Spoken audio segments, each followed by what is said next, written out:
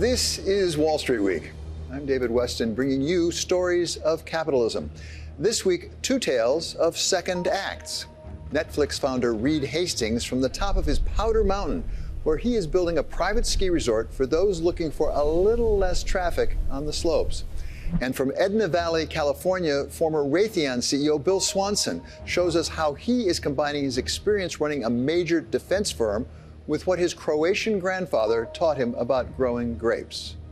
But we start with a story of reflection, reflecting back on a time only 5 short years ago when the coronavirus caused one of the deadliest pandemics in human history.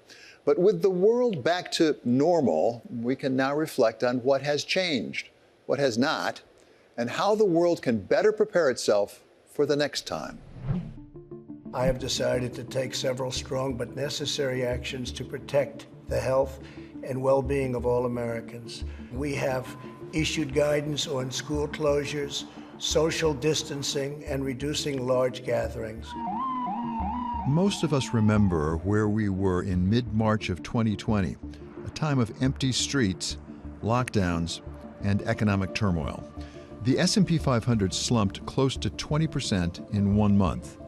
The U.S. economy simply came to a stop almost overnight, and initial jobless claims surged to more than 6 million in a matter of weeks. This blows away even the forecasts, almost 6.7 million this week. It just goes to point out how bad this is for the overall U.S. economy. Well, the global economy, of course, including the U.S. and Europe, got a huge shock. Torsten Slok is Apollo's chief economist.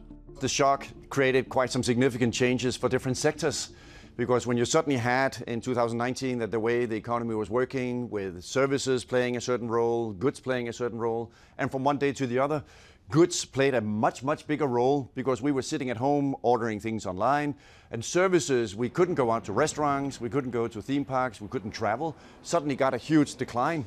That change, of course, played a significant role in how the economy responded. Wash your hands often or use hand sanitizer. Two of the sectors affected were travel. Pretty much every aspect of travel changed. I mean, it went off a cliff for quite a while. And healthcare. You know, I always say trust is the currency of public health, and right now it's bankrupt. Healthcare was where we all were focused in the spring of 2020. Dr. Charity Dean is now CEO and co-founder of the Public Health Company. But in 2020, she was the assistant director of the California Department of Public Health. She was one of the very first to see COVID-19 for what it was and could become, and became a major figure in the Michael Lewis book, The Premonition, A Pandemic Story. The COVID response was a massive systems failure on every level, across national security, across civilian public health, across the great American companies that hold up our economy. We did not actually have the capabilities to respond to it. And my view of that gets clearer and clearer 5 years later as I understand just how deep that devastation was. I still believe that the gift of COVID is it exposed the problems so that we Americans could do what we do best, and that is innovate solutions. I think Americans learned a tough lesson. That is, no one's coming to save you. A 2023 Gallup poll found that Americans' trust in the medical system fell in the years following COVID, from 44% in 2021 to 34% 2 years later. The tension between civil liberties and providing for the common defense of Americans is the oldest tension in public health. It's as old as our country. Ever since there were vaccines, there's been the argument over vaccine mandates. I am not afraid of that debate because it's the right debate to have, protecting individuals' right to choose versus protecting the whole. I massively support vaccine requirements for kiddos entering public schools. Why? Because the kids that are vulnerable, they have a right to an education that is safe. They have a right to attend school and not worried they're going to get infected by measles because someone else wasn't vaccinated. Having said that, Americans questioning a vaccine mandate during COVID, I think that's just very American. It's who we are.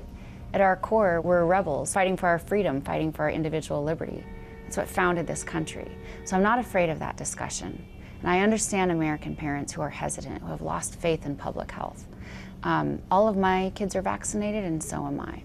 the question of employer vaccine mandates or military vaccine, I will leave that to those more qualified to answer those questions, Secretary Hegseth and others who are running those departments. But I'm not surprised that that became a question in Americans' minds, because it's the right debate to have. Ultimately, we were relieved to some extent from the pandemic by the development of a new vaccine and a new platform for a vaccine. Science really stepped up, and the private sector stepped up in the end. Where are we today, though, on vaccines? That became a political issue in and of itself, and it even is today. We have a new Secretary of Health, right, who is really skeptical about vaccines. We have a measles problem right now because of small children not getting inoculated. Right. Where are we with our confidence in vaccinations? Yeah, I love this topic because it's the juicy one and most people are afraid to talk about it. Americans developed a distrust of what they were told from public health officials about the safety of the COVID vaccine. And I understand. They want to protect their children and they want to make the best decisions. And for parents, it's hard to do that when you don't know who to trust. But make no mistake, the COVID vaccine saved millions and millions of lives. Not because it prevented all infections, but because it prevented people from dying. Instead of dying, they got really sick. Or instead of getting really sick, they had a minor cough. And so it saved millions of lives.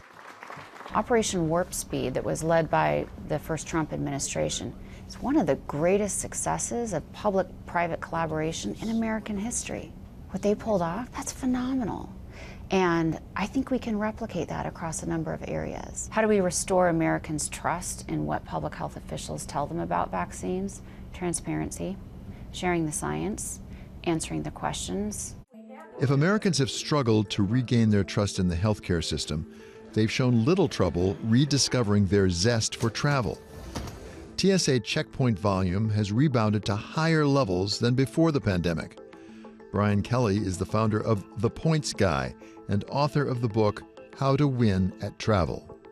There were multiple days in 2024 where there were over 3 million passengers going through the TSA, record-setting numbers. I think the biggest thing is business travel. There was such a huge block of Monday to Thursday consultants and salespeople and traveling for every meeting via plane. And that has not returned. Now, business travel has returned in different ways and more conferences, but that has impacted pricing. Because the consumer, throughout the pandemic, there were amazing deals to get premium economy and get a taste of business class at a fraction of the cost. And I think what happened is consumers got used to sitting up front at those discounted rates. And now that those rates have come up, they're still not as high as what they used to charge business travelers. So consumers are taking fewer trips, but spending a lot more. That's one of the biggest trends. We've seen the reemergence of multi-generational family trips where people are spending a lot. Even though there has been a call back to office, so many people still have those flexible work environments and are working from abroad. So while traditional business travel has not bounced back at the same levels, it just looks different these days. While the pandemic changed the way the consumer traveled, it also changed the way companies operate, such as hotels. Many mid-tier hotels have gotten rid of daily housekeeping and gotten rid of room service and stocking minibars. Originally those were cut in the name of safety, but I think a lot of that is actually out of cost cutting. A lot of the industry saw an opportunity to cut back on their services that they offer and get consumers used to it. At the highest end of luxury, there has been pushback. And, from my experience staying at ultra 5-star hotels, things are even better pre-pandemic. But in that 3- and 4-star hotel, they have gotten consumers used to not getting daily housekeeping or at least having to request it in the name of safety. And it has shown the hotel companies are doing incredible. They're all growing at rapid rates. Kelly says the growing push to require workers to return to the office will only help business travel. But Slock warns there's still a long way to go.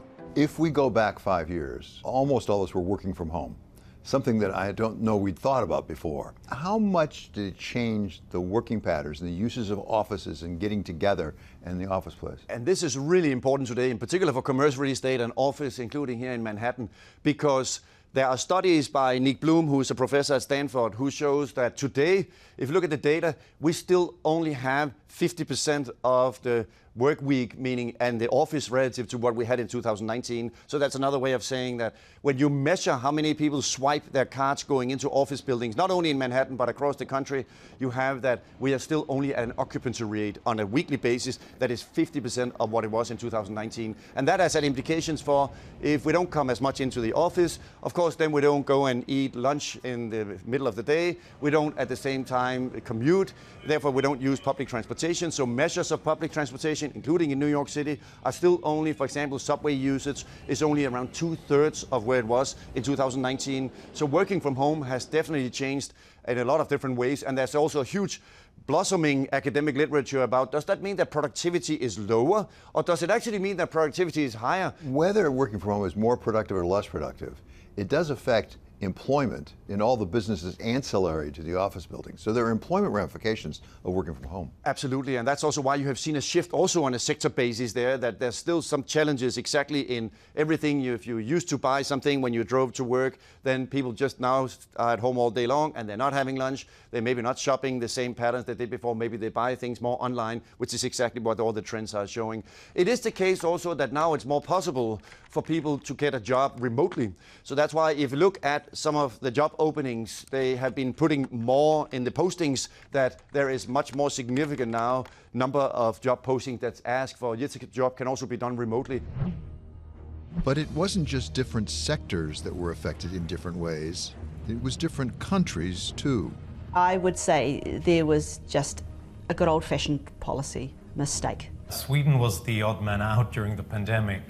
And that is where we turn next. From New Zealand to Sweden, countries pursued very different strategies in responding to the pandemic. Where has that left them 5 years later? That's next on Wall Street Week.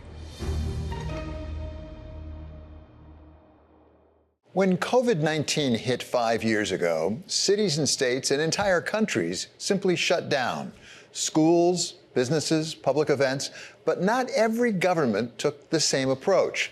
Some went a very different way.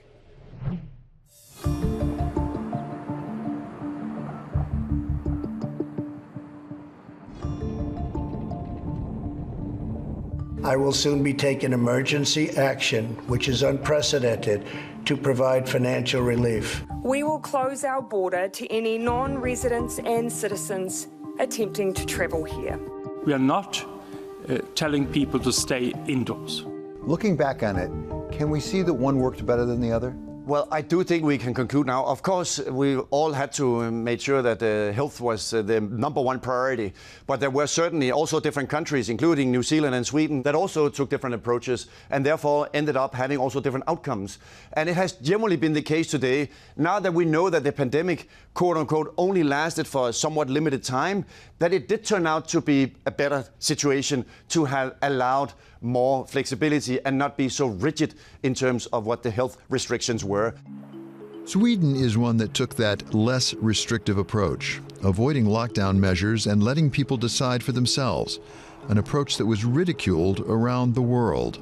As a Swede, I felt quite attacked and harassed during the pandemic, and both foreign friends and media constantly got in touch asking me, are you all crazy over there in Sweden? And we got it from all sides of the political spectrum as well. People saying that Sweden is a cautionary tale. I read that in the New York Times. And President Donald Trump at the time said that, look, Sweden is suffering tremendously. Hundreds of thousands of Americans would die if we do what the Swedes do. So we were basically not very popular at that time, and it felt like we had to defend ourselves. I think many people had a vested interest in explaining the Swedish model a failure before we saw the results. And the results, as it turned out, were better than expected. Johan Norberg is a senior fellow at the Cato Institute. His report on Sweden's pandemic response found that where models forecast a death toll of more than 80,000 by July 2020, Sweden had suffered fewer than 6,000 by that point. The other aspect is what the Swedish Public Health Agency said. yes, we might have more cases and deaths early on in Sweden, but this will even out in the long run because no country can completely shut itself off unless they're a tiny island far away from everything.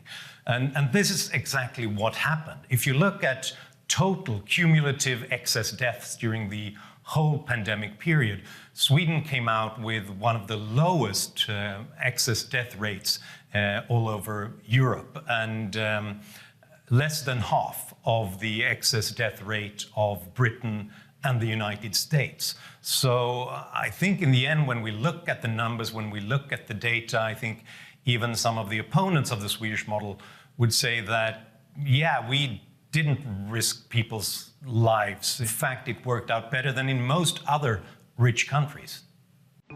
Half a world away, New Zealand took yet a third approach.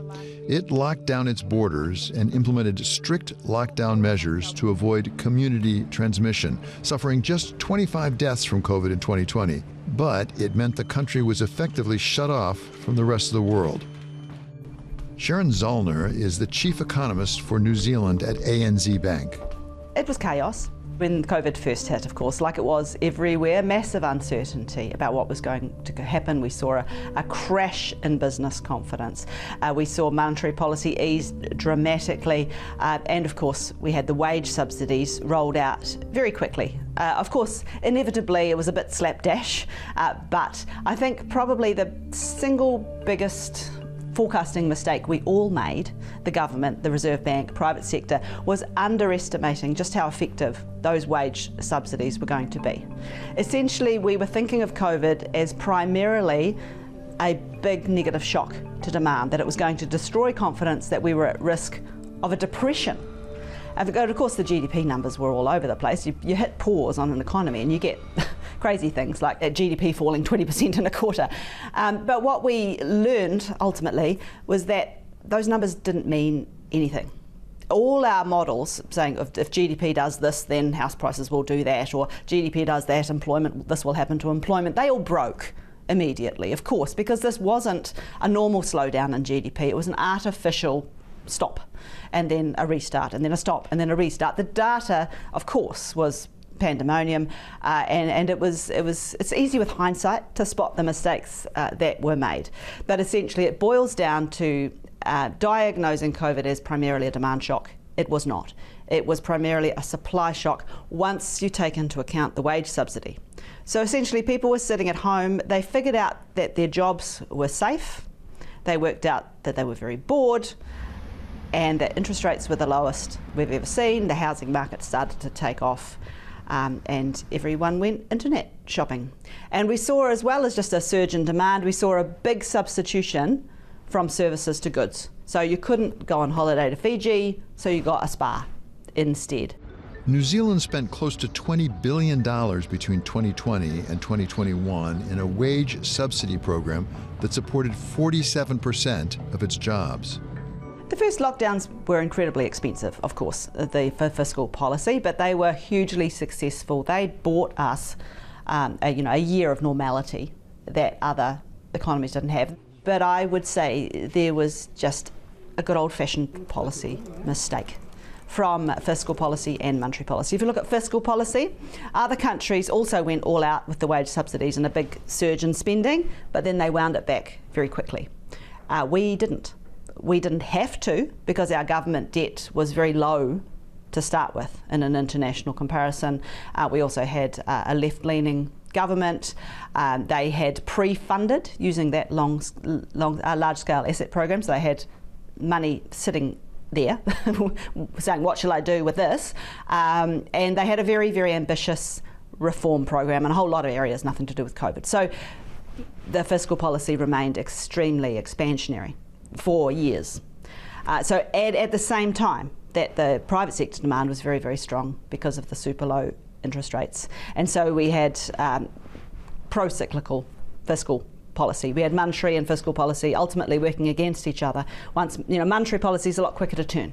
And so the Reserve Bank's like, oops, okay, inflation's an awful lot higher than we thought. The economy is actually a lot more overheated than we thought. We need to change direction. Fiscal policy is a much, much slower ship to turn, even if all your weight's on the wheel, and it wasn't. So essentially for quite a long period, you had monetary and fiscal policy working against each other. Of course, we've had a doozy of a recession. We've had a very large recession last year. So fiscal policy has also started to turn, but we're still forecasting deficits on all the metrics for years to come. So essentially, the main difference between the economy before COVID and now is that our government debt has broadly doubled. So it still looks quite reasonable in an international comparison, but our entire country is built on a fault line. There's nowhere in New Zealand that is really safe from that risk. And then we've got, more extreme weather happening as well. And we've got an infrastructure deficit. We've got an ageing population, like everywhere. So we've got some significant medium-term fiscal challenges. COVID eventually did break through New Zealand's borders in early 2022, and the death toll spiked, just as other countries like Sweden were emerging from the worst of it. Sweden is a small and very trade-dependent country, so when the rest of the world suffers and locks down, the Swedish economy suffers too. But the decline in Sweden was much more shallow than in other places, and the recovery was much quicker. Interestingly, when we looked at the end of 2021, where economies were compared to the forecasts before the pandemic, then we could see that by the end of 2021, the world economy was 3% smaller than forecasts had expected. The euro economy was a bit more than 2% smaller. The US economy was 1.2% smaller. The Swedish economy was actually 0.4% bigger than the forecasts from the OECD and the IMF expected before the pandemic. So it tells you that by staying open, by not shutting down society, we save the economy.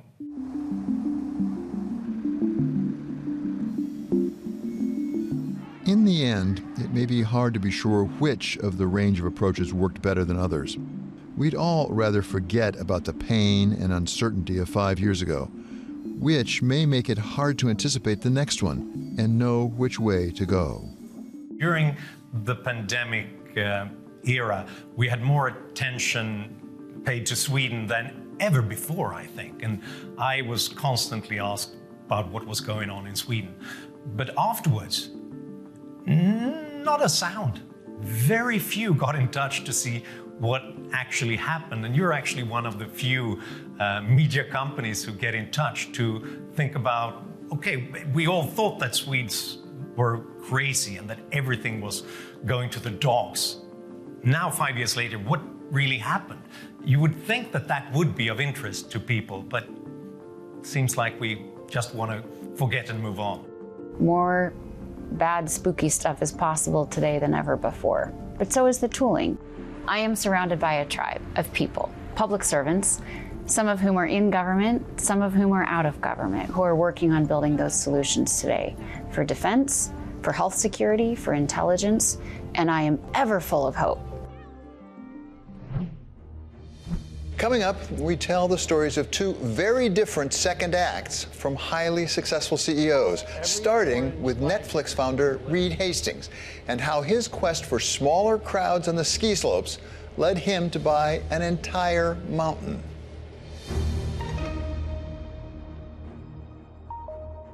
This is a story about second acts. Something F. Scott Fitzgerald said didn't exist in American lives, but something successful CEOs are pursuing with gusto. Every year, tens of millions of people flock to hundreds of slopes across the country to satisfy the leg workout they crave all summer long. In the 2023-24 ski season, over 60 million people went skiing and snowboarding across the country, a growth of 7% over 10 years. And as the sport has become more accessible through multi-mountain passes, and climate change shortens the length of the ski season, more experienced skiers and snowboarders are craving exclusivity. And there's 5,000 acres through here. Something Reed Hastings decided to do something about. We're at Powder Mountain. It's 10,000 acres of skiing, one of the largest resorts in the world. Half of it roughly is public and half of it is Powder Haven, or a private skiing resort. And it's been tremendously exciting these last 2 years to be putting this together. You might recognize Hastings from his 25-year tenure as CEO of Netflix. He joined the board of Bloomberg LP in October of 2023. Hastings started Netflix back in 1997, growing it from a DVD rental service with $270,000 in annual revenue its first year into a global streaming giant, bringing in $33.7 billion when he stepped down in 2023. David, we're one of the areas that is a new neighborhood coming.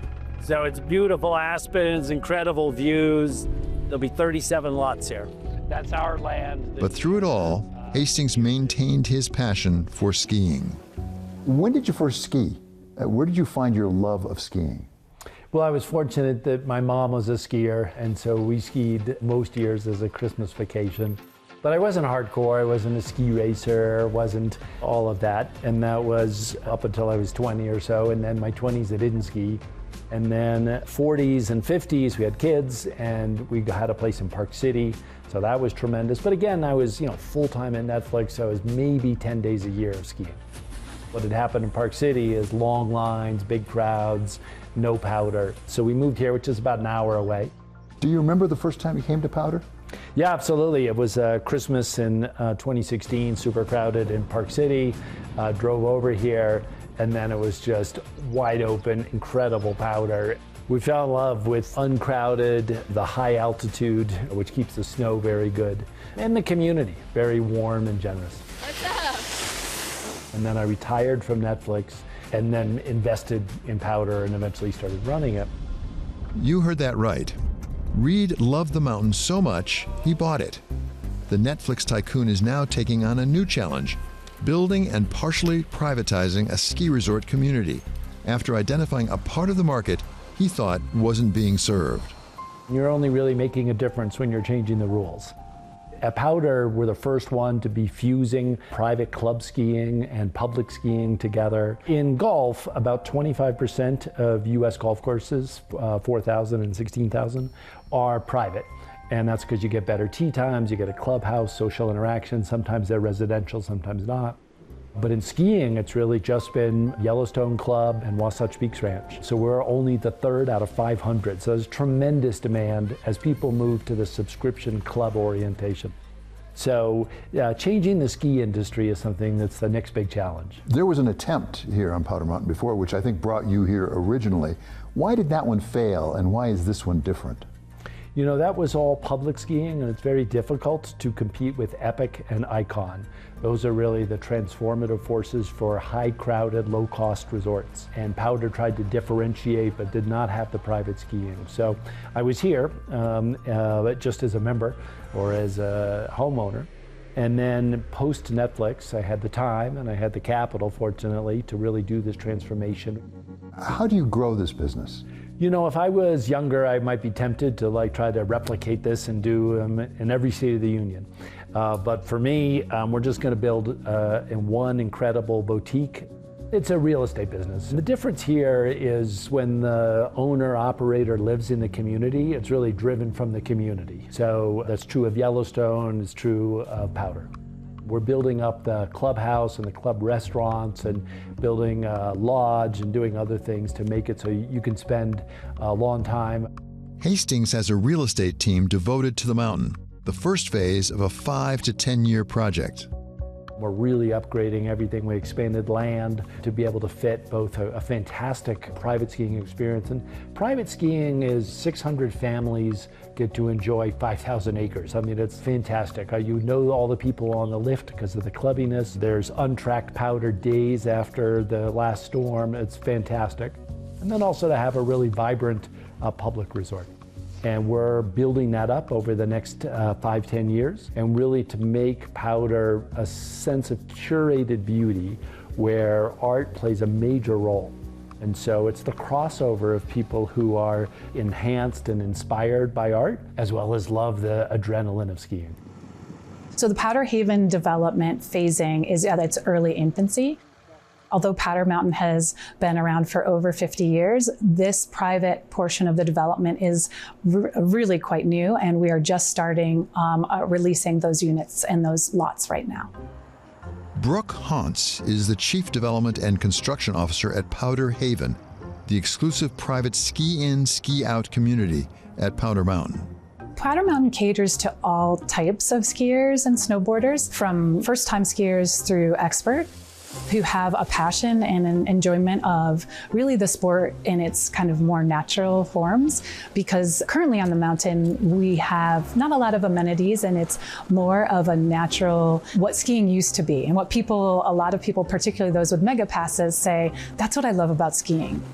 So people that buy into Powder Mountain as part of the club will be able to share their homes with others through an internal rental program. And so if you're a guest or an owner at Powder Mountain, you would be able to rent or take part in a lease program with other owners. But otherwise, no, the membership is closed. Taking Powder private, even in part, has not been without controversy, with one snowboarder who's used the public resort for years telling The Hollywood Reporter that, quote, "What is happening at Powder Mountain is awful because of the partial exclusivity." Are you losing any skiers who really miss the pure public part of it?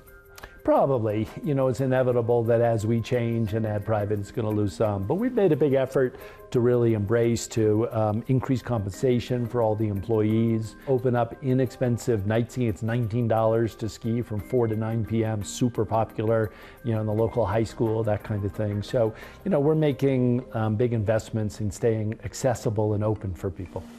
And other longtime powder skiers like Larry Wolf say it's worth it. I think it's a win-win.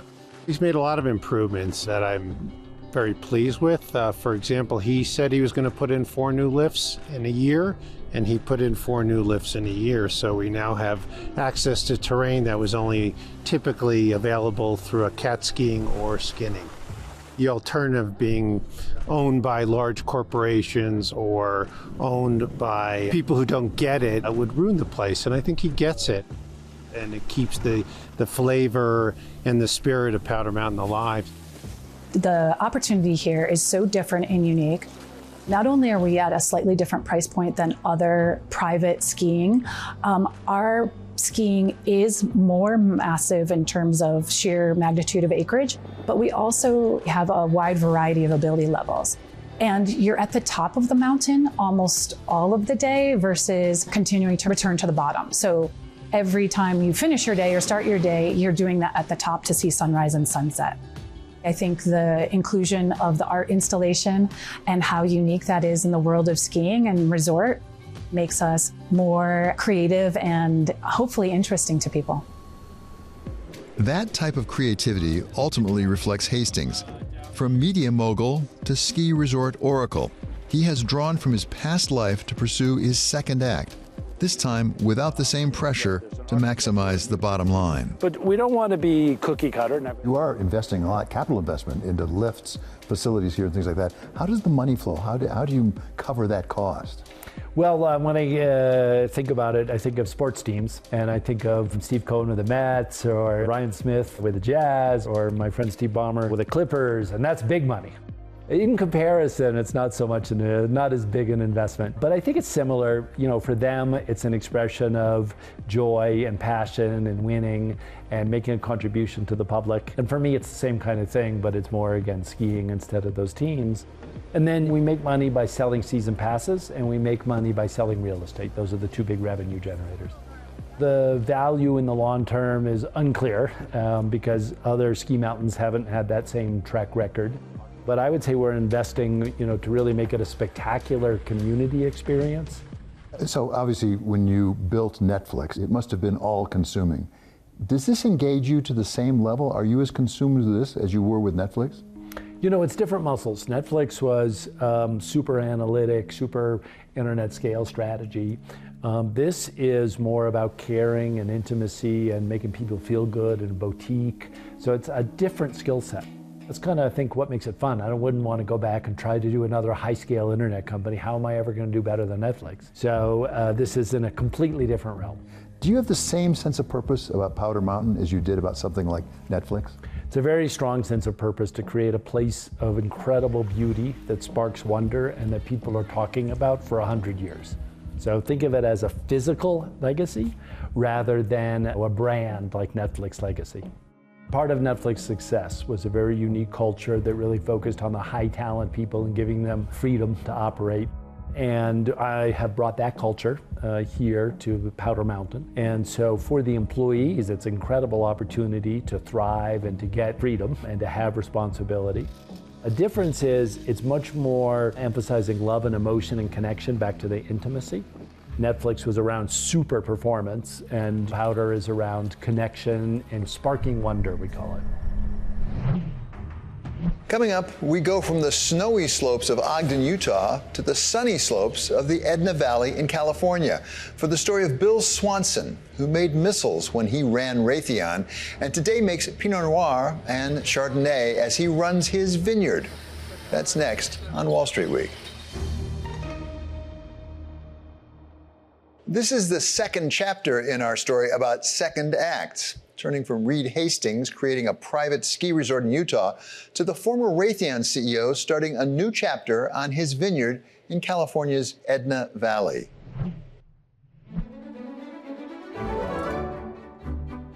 The key to me is that when you have a lot of people work for you, you realize what happens to them after they retire. And one of the things I found is that you can't fish for 7 days. You can't play golf 7 days a week. You got to keep your mind going. And those that had a way to keep their mind going lived a long life.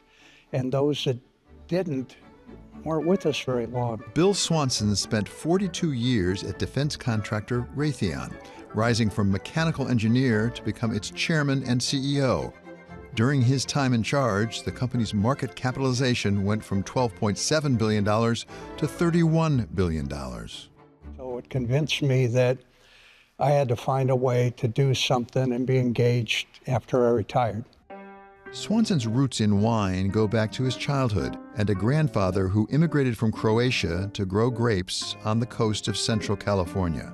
My grandfather made wine in the basement, and his red wines were so thick you could probably put a fork in them. And as kids, we learned at an early age that my grandmother would take a saucer, she'd make homemade bread, and my grandfather's red wine would be put in the saucer, and you dip the bread in the wine. And as a kid, we stomped, if you even know I Love Lucy, the scene, we did it. We had purple ankles and everything else as little kids, but I stomped grapes when I was growing up. What I learned from him was a real passion about the vineyard and about the vines. How did you balance running a vineyard with running Raytheon?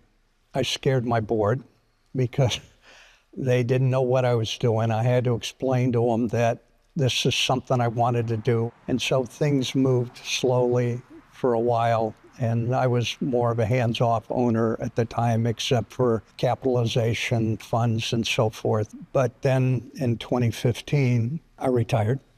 And then as I was wrapping things up, I became more involved with the winery. And that's when I decided that if I wanted to move quick, I had to own the entire property and could make things happen at the speed I wanted. Swanson brought with him to the hills outside San Luis Obispo his remarkable collection of Ferraris, all red, with a few Ford GT40s mixed in, memorabilia from his time at Raytheon, and a wealth of engineering and management experience, a good part of which he applied to growing great wines. It's a little like aerospace. You can make changes, but you don't see them for a while. And so, as an example, we took out 10 acres in front of Chardonnay and we planted our own varietals. We will not see the product out of that vineyard for probably 4 or 5 years. And so you make a capital investment that you don't see for a long time. It's like building an aircraft. And so this business has taught me a little more about patience than I had in aerospace. That flag was given to me by the Marines. It flew in Saddam Hussein's palace. Oh, wow. Yeah, it's kind of a... I was in that palace. So you can see. Yeah, Baghdad, Iraq, August 7. And then this is really special to me. That was the 2013 Boston Marathon. Oh, boy. I was in Washington. My wife was in our place in downtown, 2 blocks away from the bombings. And so then we went in and did all the security for the next marathon. We put in all the command posts and everything. So the state police gave me a Distinguished Service Award, and the head of secret company gave me 1/2 of the shoe of the winning marathon. Oh, is that right? Yeah. So this was the guy that ran the marathon, his shoe. Jeez. Winemaking is an art, but from my experience in dealing with artistic people, you have to watch it because there's also some business involved in it. Because they'd like to be artists and not worry about the business. How do you get that blend right? Well, that was one of the neat things about coming out of aerospace. As you probably know, I could tell you the price of everything in a missile or a radar or computer system or display. And when I got in this business, there's really no set, easy way to figure it out. Swanson quickly figured out his formula. From barreling. How long do you age them in the barrels, typically? Typically, it could go anywhere from 18 months to 24 months or so forth. To bottling. Today's bottling day is super active here in the lab. We're tracking all of the parameters that make sure that the wines are in spec. Bottling's exciting because it's the final step in a wine's life. There's a lot of steps to get to where we are today. So we're bottling right now a lot of wines from 2023. So it's been a year and a half in the making. Nathan Carlson and Kevin Bargetto are Center of Efforts winemakers, the men behind Swanson's distinct formula for the vineyard's wine. Looking at things like the fill height, which is regulated by the government, wants it to be the amount of wine that it states on the label. But also for wines that are going to age for a long time, it's super important that we're not picking up a lot of oxygen during the bottling process, that we have our free SO2 is in line to keep the wine protected for the long term. And so all of those things become really important. All the processes go back to one thing, the grapes. What's beautiful about here is the temperature is always, it's pretty much always perfect. It's never much more than 85 degrees in this valley. During the hottest time of the summer, at the end of the afternoon, you'll see a big wall of fog kind of marching in from the sea. And so that makes this especially good for Chardonnay and Pinot Noir varieties that need that cooler climate. And it helps to keep natural acidity really tight. It makes the wines really have good longevity. Everything about our property, it's really tied to the sea. The breeze that's coming in behind me, the soils were all under the ocean not that long ago. All of these mountains kind of pushed out of the seafloor.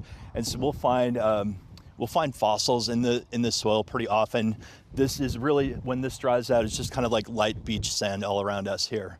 When you have vines growing in really poor soil, it makes them struggle to live, and that makes the fruit more intense. What's fascinating is you learn in this business that you're a farmer, and there are things you can control and things you can't control, and one of them is the weather. And so for us, we will now start to get into a critical period of frost. Most people think of frost in the fall. But what happens now is we're out pruning, and pretty soon we'll have bud break, and that's when we can have temperature extremes. You'll notice this whole property, we farm sustainably, we make all our wines sustainably, we care about the environment with our packaging and everything. We don't get any more for our wines, price-wise for that, but everybody here feels like we're returning what we're given better than what we got it, and that's what sustainability is all about.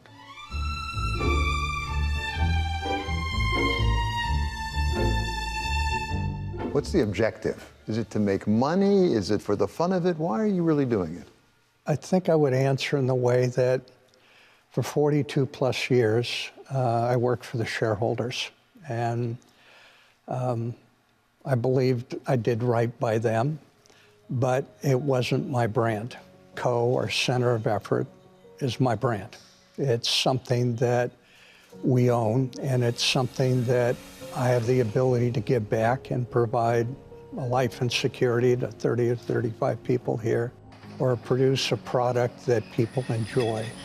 And I think for me, getting emails or phone calls or meeting somebody that says, I enjoyed your wine, it was terrific, I know why you do it, means a lot. And then things happen out of the blue. Our GM, Nathan Carson, showed me a photo. I get choked up a little bit. It's a photo of our bottle of wine. It's the only thing that survived in this woman's house in the fire in LA. And she's happy because there's a bottle of center of effort that survived. It's pretty neat. Well, you mentioned aerospace training and things like safety training. When you came in, where did you see parallels or overlaps? Things, that's the way we did it at Raytheon, it could apply here as well. Geez, everything applied. I mean, it was a different way of looking at things. When I've found that diversity of thought, background, religion, gender, all of those things, when they come into a problem, you have a different way of looking and solving at it. And what I found here is that my background, the team's background and everything, when you look at something, we come up with pretty good solutions. And that's really the key to it, that I think that's what everybody's background brings. And here, everybody is what we call part of the co-family. The 30 to 35 people are our family. What advice would you give to another high-powered, successful CEO who's looking at retirement? My advice is threefold. First one is learn how to say no, because you're going to be asked to do a bunch of things and you're so used to agreeing to doing things because somebody would tell you you had to do them. No is a hard thing to learn. The second thing is don't give yourself away wholesale when you get retail. So do something that, if you're going to do it, get compensated for it, or do it in a way that monetizes it in your well-being and so forth. And the third thing is find something you really love to do. And so for me, I love wine, making it. I love collecting cars. So I planned for my retirement so I would be busy, and my planning paid off. I'm busy. Coming up, former Treasury Secretary Larry Summers on flipping a coin on inflation.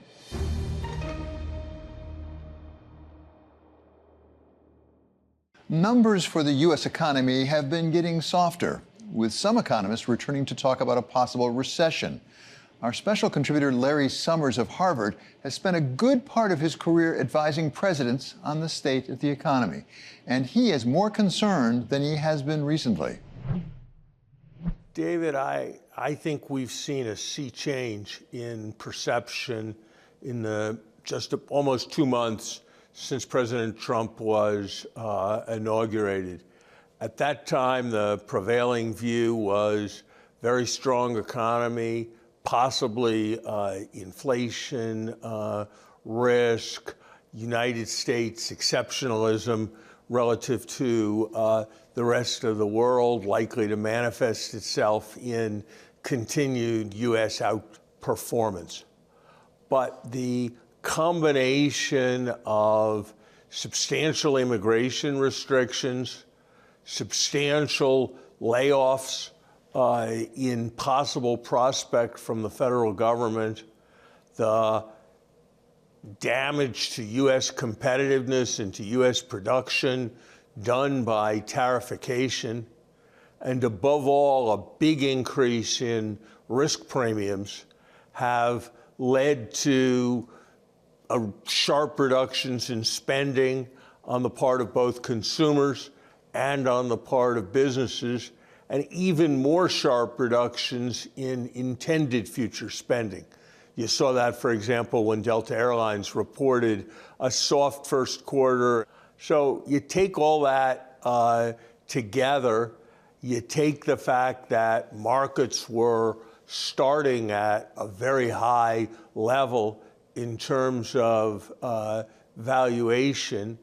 And I think you have to say that there's in the range of, I'd say still slightly below, a 50% chance of a recession starting this year. So taking you very literally about that close to 50% chance, for our audience, what numbers should they be looking at to determine what side of that 50% we end up on?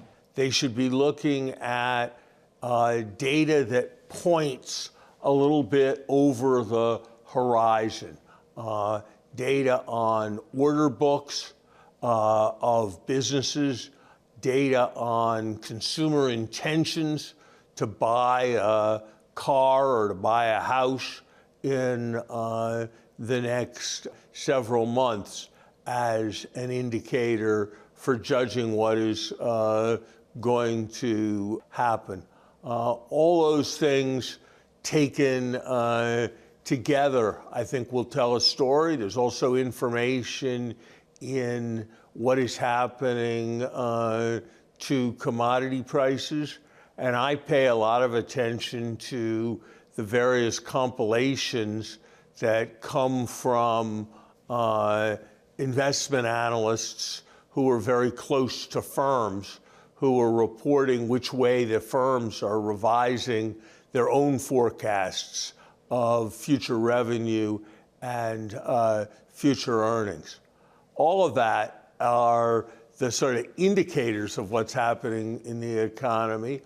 I think at a different level, the thing to be looking at is, are we getting more policy certainty or are we getting more policy uncertainty? Every time there's a major vacillation, every time there's a question about commitment to law and to commitment to following the law in any sphere, you're going to be getting more uncertainty that is ultimately a prospect for chilling investment. So President Trump has addressed this and said we're going through what he called a transition period on the way to what he called something very big here. To try to argue his side of it, is this a necessary sort of transition to rebalance the economy, get the government out of the economy to the extent that it was, and really go forward to a better future for the economy? No. Look, David, transition period, doesn't it sound like a lot like the word transitory? The idea of transitory inflation, when it was put forward by the Biden administration and the Fed when things weren't going well, didn't work out very well. And I don't think the idea that this is some kind of transition period is going to work out very well at all. Why do we think that it is going to help the U.S. economy to not be able to use Mexico and Canada as a production partner, given that we are competing with Asia and Europe? I don't see what that logic is. Why is scaring people about whether they're going to get their Social Security benefits, scaring people about whether the United States is going to continue to develop new medicines at the NIH? Why are those things thought likely to increase confidence? If this was going to increase confidence and people saw it, you'd expect to see surveys of consumer confidence showing an improvement in conditions, and you don't see that at all. I think by far the more likely thing is that we are in the shallow end and we're walking towards the deep end, and the problems are only going to increase with the passage of time. You know, this is not the first time that a country got a new leader who gave a lot of orders and imposed a lot of tariffs. That populist policy mix is a standard around the world, particularly common in Latin America. And what the studies show is that it can go either way in terms of its impacts in the short run, but it's almost always bad over the medium to long run. So I'd expect, unless there's a reversal in policy, I would expect this situation to get more serious. Every time he recommits, pessimism increases. And so I think those explanations of downturn being temporary are actually quite counterproductive. Larry, to play devil's advocate, I think that if somebody were here from the Trump administration, they say the transition is to a world where we have a bigger manufacturing base. We had Sean Fain from the UAW just recently say he thinks what he's doing is exactly right because we've lost so many jobs. Is there an argument that, in fact, we could be rebuilding the manufacturing base that could help the economy in the long term? Manufacturing has trended downwards for 60 years. It has trended downwards in Germany as a share of the economy. It has even trended downwards in China as a share of the economy. There's a reason, which is that there's just lots that used to be done by people on assembly lines that can now be done by machines. And there may be blips from one year to the next, but the idea that we were going to have some kind of durable manufacturing renaissance was a chimera when Joe Biden said it, and it's an illusion when Donald Trump says it. And the much more likely thing is that the particular kinds of protection that the Trump administration is stressing are actually going to hurt manufacturing. That does it for us here on Wall Street Week. I'm David Weston. See you next week for more stories of capitalism.